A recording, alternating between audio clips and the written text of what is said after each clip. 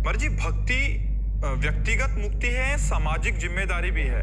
नहीं, भक्ति में सामाजिक जिम्मेदारी नहीं है।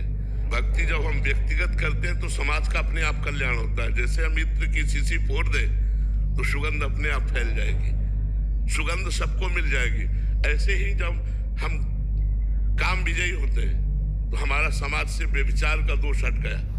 क्रोध विजयी होते तो हम किसी की हिंसा नहीं कर सकते। लोभ विजयी है तो हम किसी की बेईमानी नहीं कर सकते। समाज में मंगल में जो वातावरण है वो एक आदमी पैदा कर सकता है।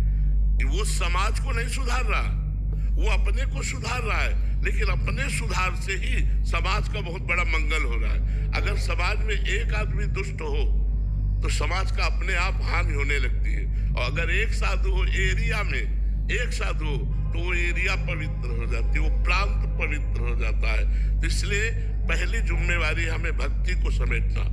अगर हम अपनी भक्ति को हृदय में समेट करके उजागर कर दिया तो सतरत लोकांता रहती, उससे लोक का लोक खुद तर जाता है। जैसे आप दर्शन कर रहे हो तो दर्शन से पाप नष्ट हो रहे, संत दर्श जिम पातक तरई, वचन सुन रहे हो, इससे ज्ञान प्राप्त हो रहा है। तो वो जो महापुरुष भगवान की भक्ति में लगा है वो जगत कल्याण की भावना नहीं करता, लेकिन जगत कल्याण स्वयं होता है, स्वयं होता है। जैसे पुष्प में सुगंध आ जाए तो एरिया में सुगंध स्वयं फैल जाती है।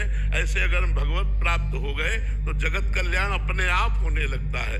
जगत की जिम्मेवारी नहीं होती, भगवान की जिम्मेवारी जगत की है, और भगत की जिम्मेवारी भगवान का स्मरण करना है, भगवान का चिंतन करना है, भगवान को रिझाना है। और इसी बात से जगत का कल्याण होता है, क्योंकि उसका नशा है।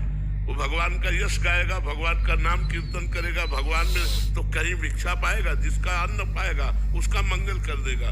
जिस पर उसकी दृष्टि गई या उस पर जिसकी दृष्टि गई उसका मंगल कर देगा, वो मंगल स्वरूप हो जाता है। तो समाज का अपने आप उससे कल्याण होता है। और जो समाज का कल्याण करने चलते हो अपना कल्याण नहीं करते, उनसे समाज की हानि होती है, मंगल नहीं होता। क्योंकि काम विजयी नहीं होते, क्रोध विजयी नहीं होते। जहाँ समाज का संसर्ग हुआ था वो भ्रष्ट हो गए तो उनको भी ले गए और आप भी गए।